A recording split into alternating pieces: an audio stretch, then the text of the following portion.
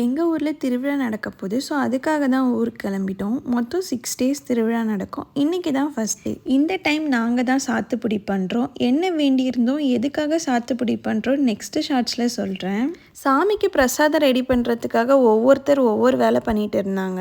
என்ன தான் நம்ம வளர்ந்தாலும் நம்ம வீட்டு ஆளுங்க இன்னும் நம்மளை சின்ன குழந்தையாவே நினச்சி எந்த வேலையும் செய்ய விட மாட்டாங்கங்க. உங்கள் வீட்லேயும் இந்த மாதிரி பண்ணுவாங்களான்னு கமெண்ட் பண்ணுங்கள். டியூஸ்டே அப்போது நான்வெஜ் சில பேர் சாப்பிட மாட்டாங்க.